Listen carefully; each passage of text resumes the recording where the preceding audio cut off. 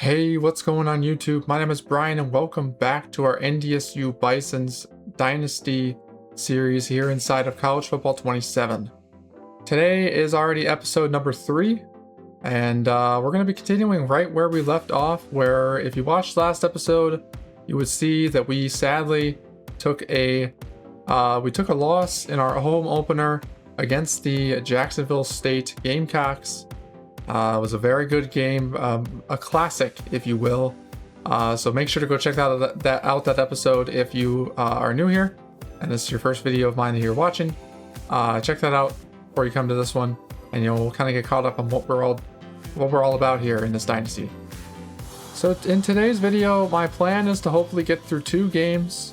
First, starting off with FCS Northwest, and then hopefully against our first conference opponent in the Mountain West, and that is the Air Force.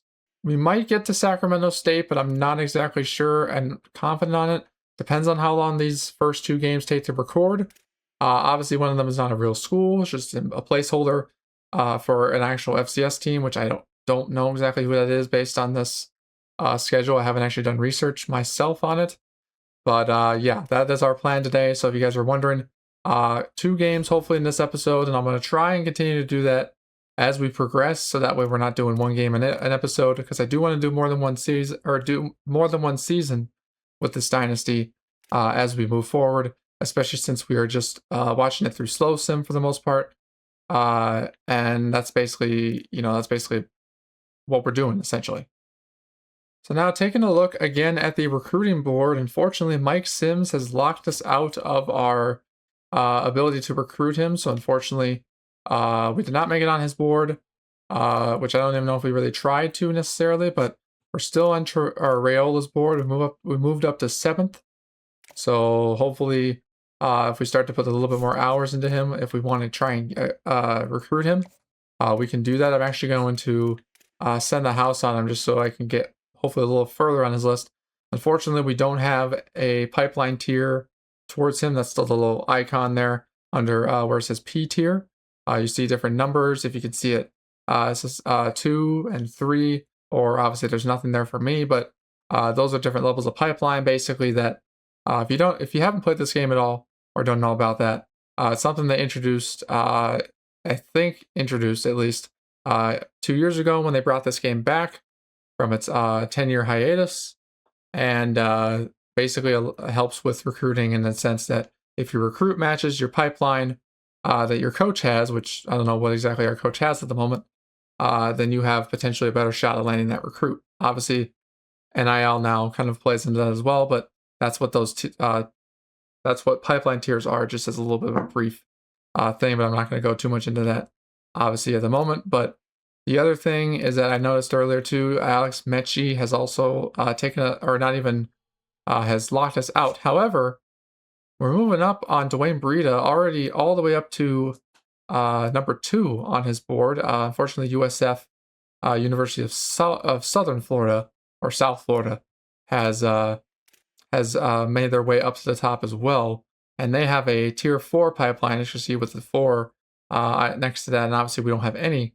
And obviously he's only a 2-star, so might not be necessarily worth it to try and get him. But then again, if we can get a 2-star, or heck, even a 3-star with this whole NIL deal or point system that we have in the game now, that would be very helpful regardless of what we do. So I'm going to offer Terrence Crispin a scholarship. I know it's 10 NIL, and obviously with a very limited amount of NIL, but have not really had to use a whole lot of NIL. Unfortunately, this guy did get an offer as well from San Diego State, which, I mean, they're more close to where he's from, so that might not help us in our case. I do also potentially want to get another receiver. The only problem is that no receivers at the moment are interested in coming to us, except Larry Haggins matched our pipeline, so that's maybe the only reason I was interested in him. However, he's only 5'7", which really doesn't help. I suppose we could add guys like Josh Coley, who is 6'4". We could add a couple more receivers, get contested specialists as well. Several of these guys down here, 6'4" for the most part. I'm trying to look for states that or guys that are close by to our home. Obviously, this guy's already locked us out. Let's see. Cornell Dog might be another one that we could look at. So scouting through some of these players, it does not appear that they are necessarily the greatest. If I had anything, I'd rather potentially have... well, honestly, I don't know if it really matters which one I have. Almost rather would have Cornell Dog than Coley. But that's the thing, is that we need to really try and find some players that are actually going to help our program out, and we're just not on the board of any of these guys. So that's... I mean, again, it's what happens when we're a smaller school. But I am going to offer a scholarship here to Marco Jones because he's from Minneapolis, Minnesota, which is really close by. So I have not scouted him yet, though. So let's probably do that before we... he's not, he's actually very solid. So I will also contact his friends and family just so we can get on a further little bit more on his board. I can't speak, but we can do that way. We do have a 3-star here in Eric Turner as well, who's also from Minneapolis. Let's see. Do I have enough scouting points to scout him? I think I do. I do. He's actually pretty good. So let's, you know what? He's wanting 90 NIL. He's a 3-star. I'm going to try and get him. I'm also going to contact his friends and family as well. It also would appear that we have lost some interest from Rayshawn Savage and Mafau Slaughter due to our loss last week. I also did just try. I really didn't have a whole lot of hours. Manuel we're second on his board. So that's kind of obviously helpful. Tariq Swoop as well fell, as well as Marquise Bredesen. A lot of these guys had us actually in their top school, or even as their top school. Unfortunately, we just haven't had the amount of hours needed to scout or properly offer these guys scholarships. And I'll make sure to do that next week. Hopefully, if we are able to get a win against this upcoming FCS school. So the next step then to obviously be jump into the game against the FCS Northwest Kodiaks. And they are a whopping 49 overall. So if we don't win this game, there might have to be some potential major changes to our team here. Now I will say for this game, I am going to be hopping in and out of the faster sim mode. We're not going to watch the entire game necessarily in slow sim like this, just because obviously this FCS school is not a real team. If it was a real team, I would consider watching the entire game. But obviously, the point is more focused on our guys, and we just want to make sure they can make some big plays. So if you see me hopping in and out of, we're also not going to watch the entire thing. I'm going to cut through the different quarters and different periods and moments that I think are interesting, so you guys aren't hopefully bored to death. And that was a wide open path. I don't know how we let that up. That's annoying. But yeah, just so you guys aren't completely bored of me facing a team that's not even real. All right, we got a first third down test of the defense. Gonna motion the tight end over. And it's gonna be a run, easy run up the middle. Oh, he clotheslined him too. But still got the first down. All right, another major third down here. Looking, defense throws, and he drops it. So that's going to be a 4th down stop, and we're going to get the ball back. So DJ Scott is going to be rushing for 2 yards in the next play, and then it's going to be an incomplete pass thrown by Nathan Hayes, who's still our starting quarterback. And unfortunately, it's going to be another knocked away pass, so we're going to be punting it early, it would appear. And it appears the FCS Northwest team will get their first field goal of the game. So they're able to get that despite having a 3 and out. Makai Collins, number 15, getting a 12-yard reception for a first down. Jackson Williams follows that up with a 9-yard catch. And then DJ Scott with a rush for about a yard. So we're here now on 3rd and 8, fasting forward a little bit into the end of the first. And Hayes going to look, and he's just going to go down. What is going on, man? I mean, this team, not saying they are... I mean, this is a 49 overall roster we're going up against, and so far we haven't had very much success, surprisingly. Not having very good luck on the defensive side. Well, we got a pass knocked away, so that's good. But yeah. Oh my goodness. 26-yard catch. And finally, we get a sack. Kelton McCaslin. So that'll be the end of the first quarter as well. Alrighty, this team is now in the red zone for the first time today. This offense, rather, and it's going to be a motion for Mitchell. Hayes still in the game. Gonna look to throw. Gonna throw over the middle, and that's gonna be a touchdown for the Bisons. For the NDSU Bison, our first touchdown today. Gonna be by the tight end, Reese Kessel. Wow, an interception by Shane Green of the FCS Northwest team. I'm not exactly sure what the heck is happening. This team is not very good. So I feel like we should be either doing much better against them.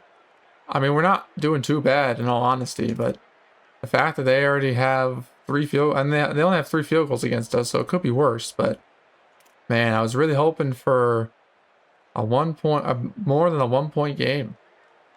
Alrighty, just about 2 minutes left to play in this third quarter. We're down to another third down.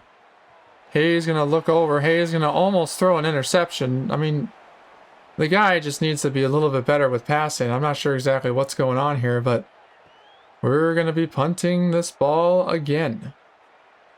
All right, and now it's the fourth quarter. Still 1-point possession. Can our offense come back? And I'm not sure what that was, but that was not a great play. Hayes has just been struggling. We may or may not have to make a quarterback switch, if I'm being completely honest. And we saw how Preston Brown was last week, and Hayes just absolutely will not. Just doesn't seem, I don't know, completely in the game for some reason. Not sure exactly why that is. But he's got 5 wide here. And wow. Sacked again. And that's just not good. I'm not necessarily trying to be negative or, completely blunt about while watching this game, but I was fully expecting us to actually do pretty well against this team, just because they were, they weren't nearly as highly rated as us. But yeah, I feel like Nathan Hayes needs to be benched. Okay, I have subbed out Nate Hayes for Preston Brown, who, as you remember, played a little bit last week. And he's got a lot more speed, which is why I liked him, and that is exactly what I was hoping for. Hayes down the sideline, gets up to the 50, basically, at the 49. 43 yards, and that, I think, just put a huge amount of life into this offense. Or back into this offense, rather. But yeah, he just kept it and run. And like I said, these defenders, they're not highly rated, so they might not be able to catch him, and that's exactly... Couldn't have drawn it up better myself, is basically what I'm trying to get at.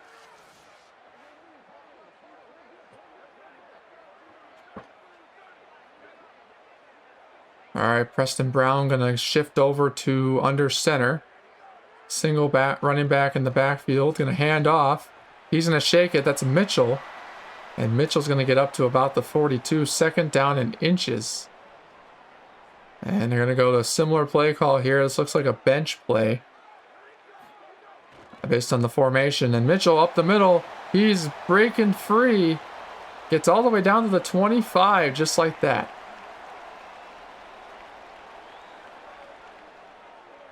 Brown in shotgun, keeps it himself, and this time they're going to get to him.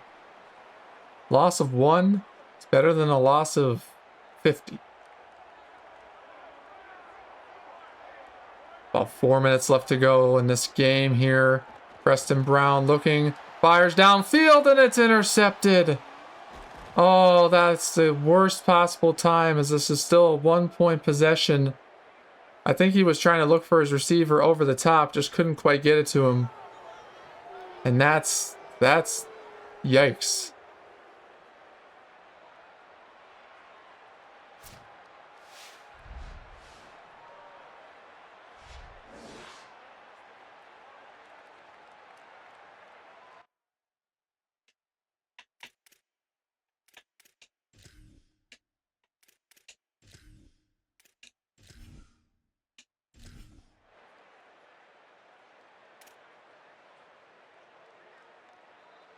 Need a huge stop from the defense here, and I don't know if we're going to get it.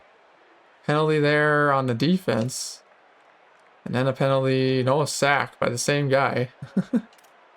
And unfortunately, still another first down. This team, 1st and goal.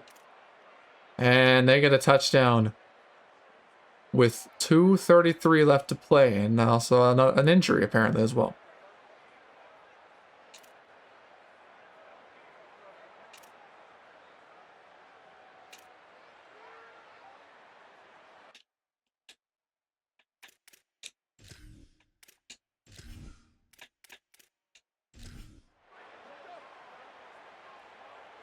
All right, can we get a actual 2-minute drill underway here? Preston Brown getting pressured, throws it out. This time it is complete. And a first down for the Bisons as the 2-minute timeout hits here in our first game of the episode. Or of this part. 2 minutes left. We need a 2-minute drill. And Mitchell gets it up for a couple. So you have all 3 timeouts, down by a touchdown. And there goes the tight end outside, 96. I already forget his name. I have to kind of search for that myself here real quick. And that was Abraham Myers on that last reception. Here goes Brown again, throwing, dumping it off to 44. As our team's going to continue to no huddle, so I'm going to try my best to accommodate this as best I can here. Dropping back, Brown. Running upfield. You got to slide, brother, and he kind of does, not really. So spike it now with 1:16. We are on the other side of midfield, so that's helpful. Not sure if we're going to spike it or not. We do not. Brown looking, and Brown goes down again with another sack. Timeout taken by, or we take our second timeout. Only down to 1. Another screen. And 80's fighting his way forward. That's Jacob Kilzer. And 3rd down. This is a huge, huge play of the game here. Certainly is 4-down territory if we don't get it. Brown looking, has time, has protection, finds a man down the field inside the 10. It's number 80. I believe that's Kilzer again. It is. Excellent field opportunity here at the 8-yard line. 1st down and goal, 30 seconds remain. Preston Brown takes off and runs, and he scores! Touchdown, Bison, for the 2nd time today. And it's all of a sudden a 1-point game again, and we might try and just force overtime. And here we are going to go for the extra point. And it's up and it's good. 26 seconds remain here in this game. Not sure exactly why it's this close, but you know what? You take what you can get. And the return only gets up to about the 17. Does FCS Northwest have it in them? Or are they too good to be true? Here goes the run. And they have all 3 timeouts now as well. 19 seconds remain here. 1st down and 10. Running back.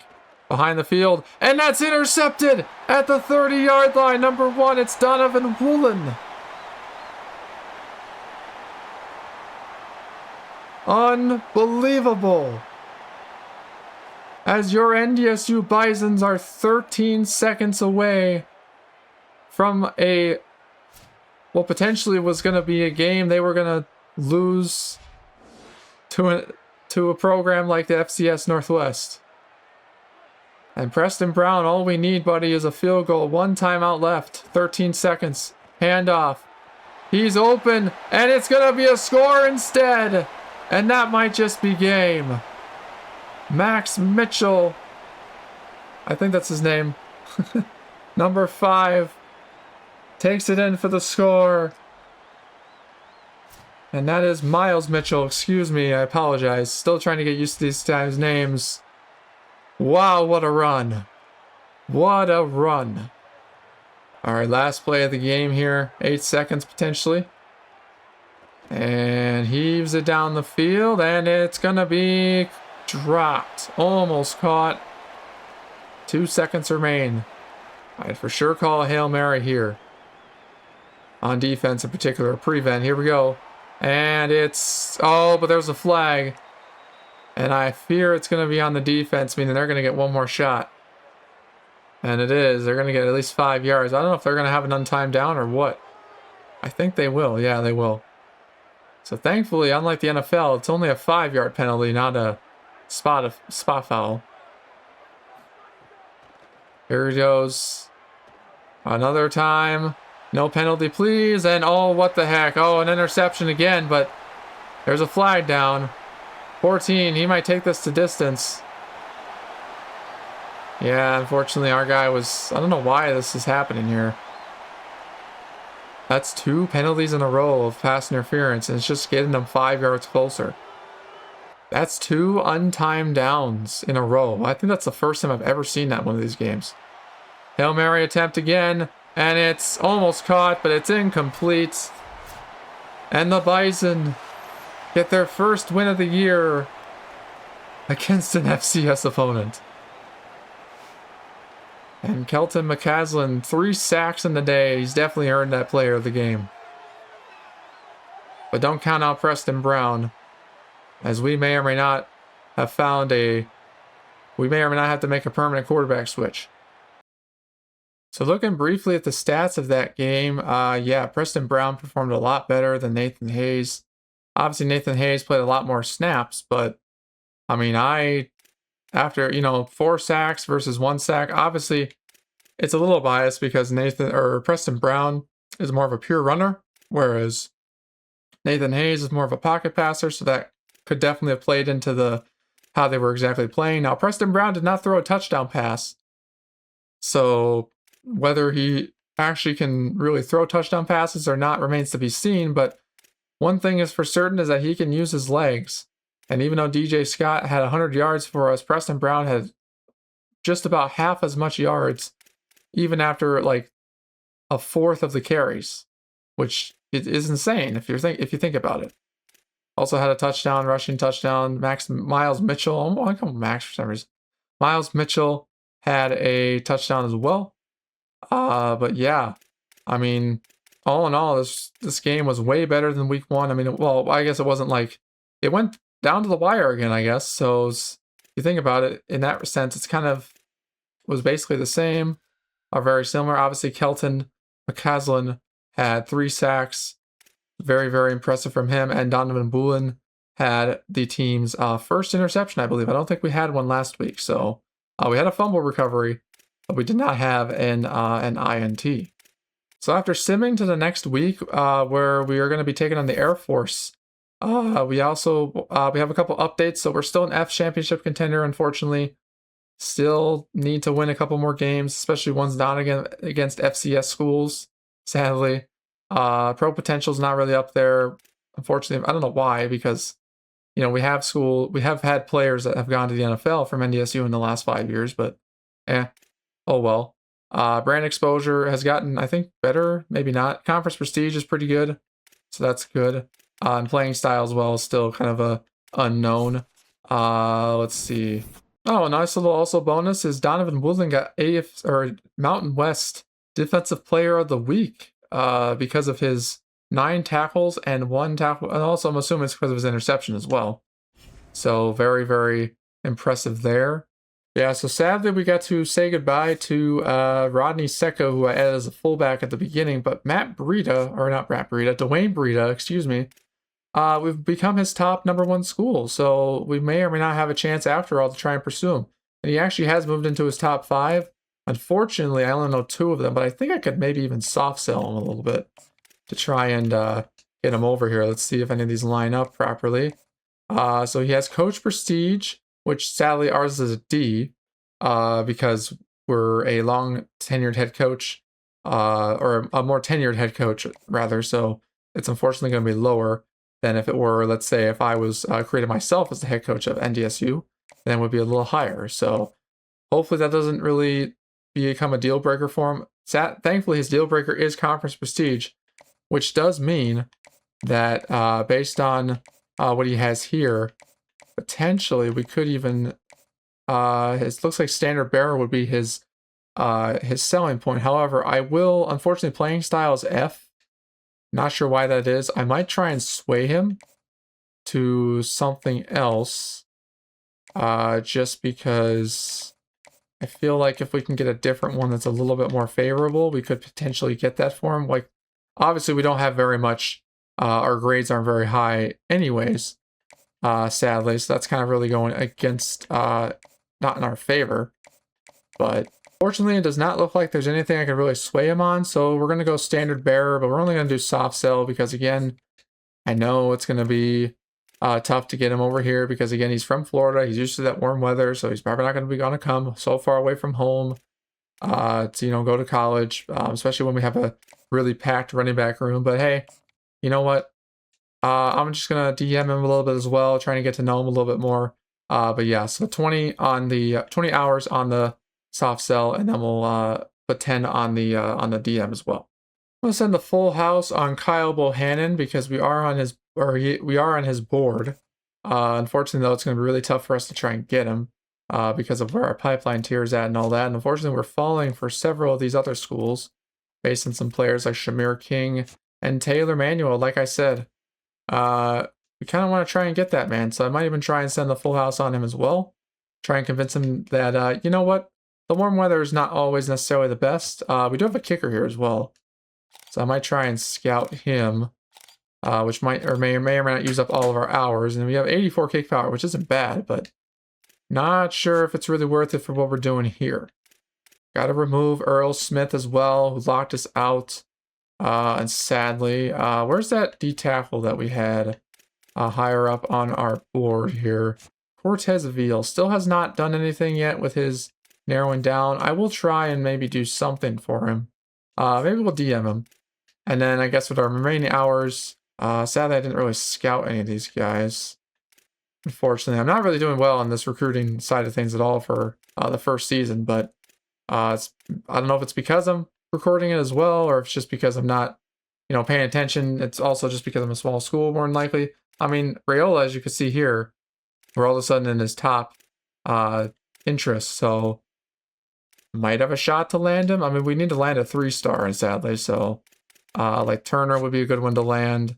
I didn't really necessarily do anything. I guess we'll DM him as well. So we'll DM Eric Turner, try and land him, get on his board. But yeah, did we offer him a scholarship? We did. So it appears that Griffin MP, our best player, our left guard, has a partial PCL tear. So he will not be practicing this week, and that doesn't look like I can change it.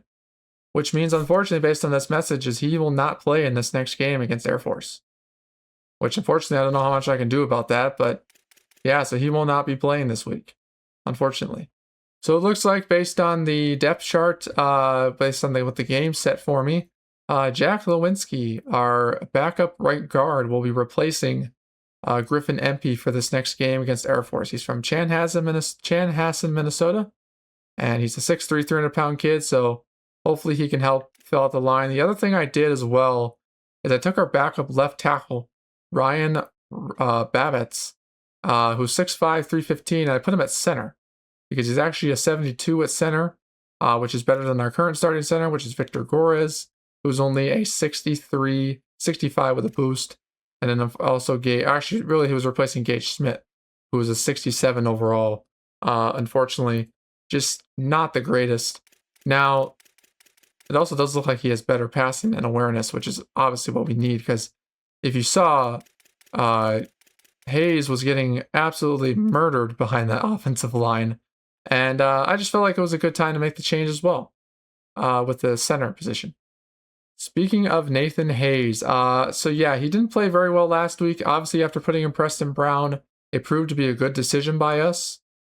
That being said, I just obviously upgraded the center position technically with putting in the new, or the backup left tackle there, who's about higher overall. So I'm going to give Nathan Hayes one more shot. If he doesn't do very well this game, we have to bring in Preston Brown again. I'm going to make the official switch for our next game after this week. So you guys are probably already sounding off in the comments telling me to keep Preston Brown as a starter, but I'm going to give Nathan Hayes one more shot. If he doesn't do well, again, we'll make the change. But for now, Nathan Hayes is still our starter, and we're going to move forward for the moment with him. All right, everybody, welcome to Falcon Stadium, home of the Air Force football team, where I have not played in the stadium before, so this is definitely going to be a treat for me as well. So we're going to start our Air Force game with Air Force having the ball first. And we're going to do, like I said, a little bit of a mix of this as well as watch and slow sim as well, as they are going to go 3 and out on their opening drive. So after a 3 and out by the Air Force, we're going to have our first chance of scoring, it looks like, inside the red zone. As they make a quick shift on defense, as we do with putting 15 in motion. And here goes Scott up the middle, and he almost gets the score, but is brought down at the 3. Hayes now under center. Handoff, nope, double reverse, and that's going to be a tackle made by Isaac Hubert, preventing a touchdown. Second and goal here, Hayes. Handoff to Scott, doesn't go anywhere. Huge third down play coming up here. Third and goal. On the screen pass, outside, and walks it in. Touchdown, Bison. And that is Jacob Kilzer with another touchdown score. I have a very good feeling that this kid's going to be very reliable for us for hopefully years to come. If not, at least this season. As we got the extra point coming up here. So far, haven't had any troubles with this. And we do not. Our next stop is we're going to jump in on defense. 1st and 10 for the Air Force here, late in the first. As their running back's going to juke outside, gets the first down. Rocco Conti gets the carry there, enough for a first down for the Falcons. It's got 2 running backs behind him. Looks like it's in shotgun. Gonna hand off. And gonna be stuffed up the middle. Very wide open set here. Conti gonna get the carry. And Conti will be stuffed at the 17. Brings up 3rd down. And they're going to go in the I formation. Got 3 running backs behind him. 2 blockers. And there goes a run up the middle by number 23. He gets down to the 5. Brings up 1st and goal. Defense slacking a little bit. Toss out the 2. And 2's going to just walk right in. Untouched. For a Falcons touchdown. So we're about 3 minutes into the second quarter, and we're now starting to drive down the field. Jackson Williams with a 13-yard reception, followed by a Reese Kessel 13-yard reception. And I feel like it's probably a good time to maybe hop in and see what the guys are doing. So that is what we are going to do. Hayes going to fake the handoff, going to get hit as he throws. Thankfully, it's going to be just an incomplete pass. Defense has been about hit or miss for this Falcons team. Seems like we were able to drive on them pretty easily, and then they were able to drive easily, and then they were able to stop us pretty easily after that. But now we're down for a huge 3rd and 13. Hayes looks to throw, tries to find a receiver downfield, gets hit as he throws again. And it's going to be an injury timeout. I think it's going to be for Hayes. Which means Preston Brown's going to be coming in here. More than likely. And we got an interception by Isaac Hubert for 52 yards. Down to the 15. And that is not great, as we just got the ball back. I was just about to jump in, actually, and watch in slow sim. And we did make a stop after that, though. So that's good, at least. Alright, we're back here. Looks like Nathan Hayes is back in the game. Not exactly sure if they subbed him out at all in that last possession. Well, he's gonna get the ball again. He's getting absolutely pressured and just throws it away. Started off alright, but he's starting to show signs of just frantic and uneasiness. And there's a pass over the middle. Brings up 3rd and 1. So yeah, no, it was Nathan Hayes that threw the interception, so he has not been subbed out yet. 3rd down and 1 handoff. Up the middle, jukes inside for DJ Scott. Scott in the backfield. I'm going to switch it up a little bit. He's going to be now still in the backfield, but Hayes backed up a little bit. Fake the handoff to his little screen pass. And that's going to be the tight end, I believe. That's going to be Keisler, I believe. Hayes again, hands off to Scott up the middle. And he crosses midfield for the first down. Just about 2.5 minutes left to go. Just about 2.5 minutes left to go in this quarter. And Scott again finds a hole. Gets a couple. We have hit the 2-minute timeout in our first in-conference game of the season. Hayes throws to Keisler. And I'm pretty sure I'm saying that right exactly. Again, I need to just familiarize myself with these players. Here goes Hayes. Looking, throws into heavy traffic. Not sure what he was thinking there. And here goes a false start penalty on the offense. I think that's DJ Scott that was running off the field there. And it's going to result in a 4th down. So we bring you guys back into the third quarter. 7:19 left to play. A couple 3-and-outs to start off the half. Still down by 3 as DJ Scott gets a few yards. And an injury timeout for one of the Air Force players. He's still in the game, has not been checked out yet. Still must be doing decently. And there's almost an interception, a second one by Hayes today. He's already had one. And that brings up 3rd down as well. It's the sirens blaring. Kessel in motion. And protection, more protection. There's a wide open catch, complete. And that's all the way to number 18, all the way down the field. I can't think of his name at the moment. Again, I gotta just learn this roster. There goes Scott. Tries to take it left, or take it right rather, and he is not able to get much yards. Again, 3rd down here. Scott up the middle, and Scott's going to get a couple yards, and it's fortunately going to result in another 3-and-out. And that punt was a beauty. We got it out at the 1. So Air Force is starting with their backs up against the wall, and the quarterback takes it himself. That could have been dangerous. As our guy gets back there, quarterback steals the ball, and he's sacked in the end zone. It's a safety. And off. Oh, does a pitch back. And that was a missed opportunity. We could have gotten back there, and it would have been a safety. 3rd down and 5 from their own 6. Quarterback going to take off. Going to slide, and gets to the 14. Need this defense to step up. Do something. Like make a play or whatever. And the quarterback's going to be stuffed. Gets hit. Nope, still up on his feet. Woolen takes him down finally. Yeah, I mean, we haven't really seen the defense. I mean, they've made some crucial stops and still have yet to see them do much. And there's a offsides penalty. I could see that from up here. And they're going to get 41 with one of those. Yeah, going to be an encroachment or an offsides. Air Force driving down the field a little bit more here. Hands off to a receiver, and he's going to go absolutely nowhere. Stopped at the 26 as we just hit under 2 minutes left in this third quarter. Quarterback takes it himself, and he's going to be stopped. Wow. Our guy was ready for it this time. Need to stay that ready the entire game. Offensive line's been pretty protective, all things considered, and that was going to be a play that potentially could have gone nowhere, but thankfully, we will make another stop.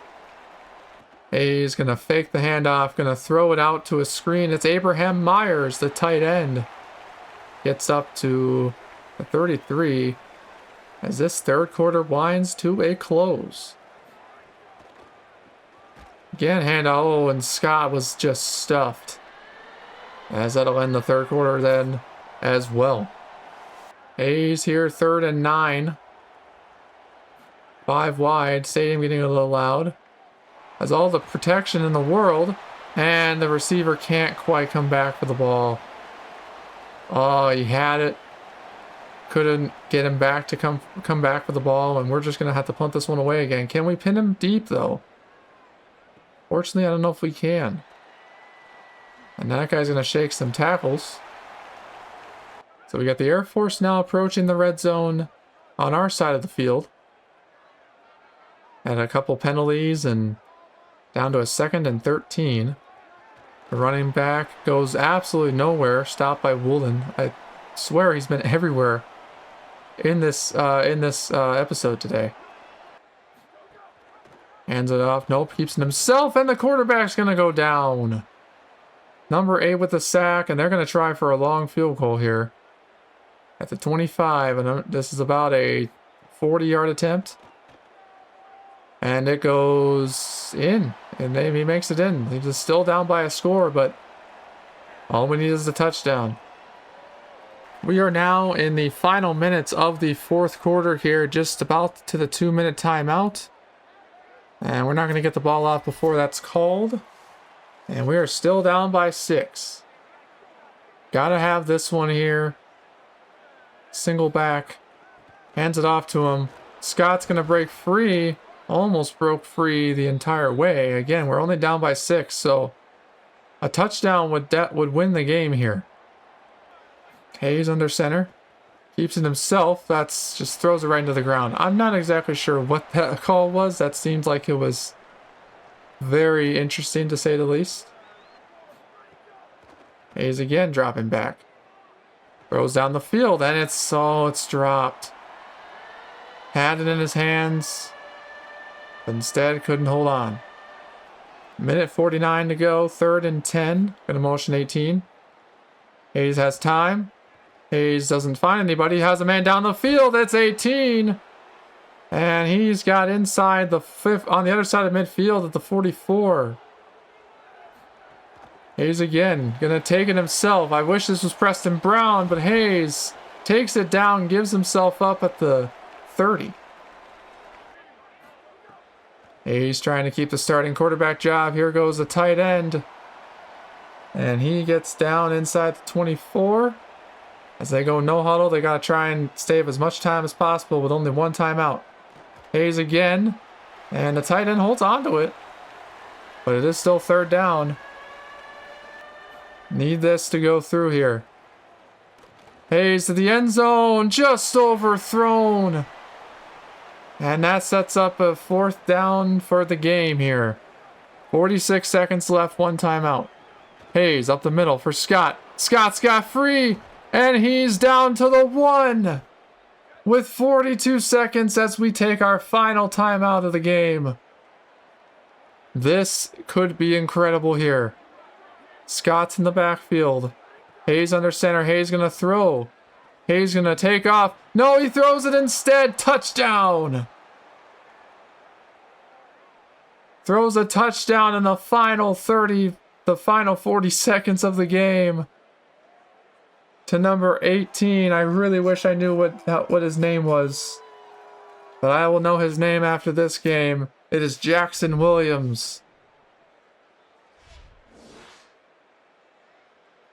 As Jackson Williams is a junior from Omaha, Nebraska. And the kick is up and it's good. We have ourselves a 1-point lead with 37 seconds to go. Defense needs to hold. Takes the snap. Looking. Throws upfield. He's got the ocean. That is a mistake and a half. They have all 3 timeouts. And a field goal will win it for him. That was probably the biggest mistake we could have called. Again, looking to the sky. He could just take off. He's not going to. He's going to throw it underneath. And that's at the 45. They're just about in field goal range. 20 seconds. Need a play here, defense. Need a play. And he's going to throw it away. 3rd and inches. 16 seconds. Just outside of field goal range. At least I think it's field goal range. Not sure exactly how that works for this kicker here. Quarterback's going to run. Oh, they're in field goal range now. He's going down. Last timeout taken. And they're going to try it. From the 29. It's up. And it's good. And unfortunately, that might have just sealed up this game. I didn't mean to sound ecstatic on that last play. I just was trying to do the whole announcer thing, but inside I just realized that might have just cost us this game here. Need to have a good return. We need a miracle here. Do you trust Nathan Hayes and a Hail Mary. Down the field. And there's a pass interference call. We saw that last week. Twice in a row when we were on the winning side of things. Unfortunately, this would be the great time where it would be nice if it was a spot foul, but it is only a 5-yard penalty. An untimed down. Nathan Hayes for all the marbles here. Looking, stepping up to throw. Throws it down the field. He's caught, but it's inbounds. And that will do it. Another heartbreaking loss in the NDSU Dynasty here in College Football 27. And that's a gut-wrencher because that's our first conference game too. We basically had it won, but our rush defense didn't account for the quarterback. Jackson Williams getting that last touchdown wide open. Ended up being for nothing. Just thought I'd look at one of the last plays here where the quarterback ran free, and as you can see, our guys are all being blocked. One of them is actually on the ground, and we're trying to pass rush.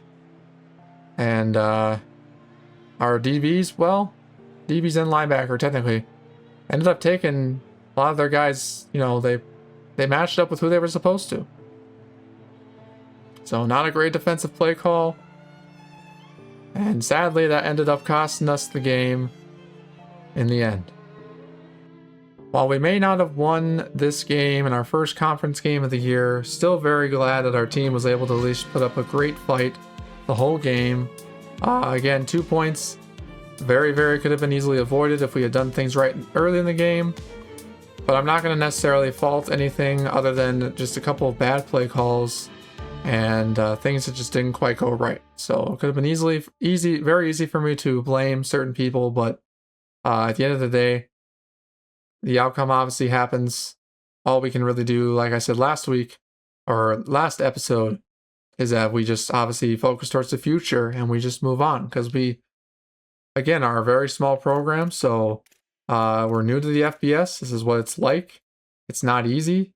And I did not expect it to be a cakewalk, especially not in year one. I mean, the really interesting thing is that throughout this game, we had everything basically better than the Air Force. So, like our total offense, our total plays, yards per play. The only thing that wasn't great was our rushing yards per play and rushing yards as well and all that. But other than that, I mean, turnovers, we had a turnover in there. We also had obviously that interception thrown, but we limit that. We get another couple things. I mean, we had better third down percentage, fourth down percentage. So really, yeah, just getting a better run game and having a better run defense as well, I think would definitely help us go a long way in making sure games don't end up in very close defeats. And that's obviously the other thing, is that because Nathan Hayes kind of played much better than they did last week, was that center change the issue, or do we potentially need to look more towards Preston Brown for the rest of the season? Because as you can see here, 2 touchdowns obviously is way better than last week, and 1 interception. So still a turnover. Only took 1 sack though. So way better than the 4 sacks he took last week, especially since considering it was an FCS school. So not even a real team, and a way overall lower rated roster. So very pleased to see that. His rating wasn't the greatest, but his completion percentage, again, could have been a little higher, but honestly, way better bounce back game from him. I think he'll be our starter moving forward, unless I see something from him in a future game where he doesn't perform well. DJ Scott, again, no issues there. Jackson Williams had a heck of a game, 10 receptions, 105 yards and a touchdown. And Jacob Kilzer having the other touchdown that we had in the game.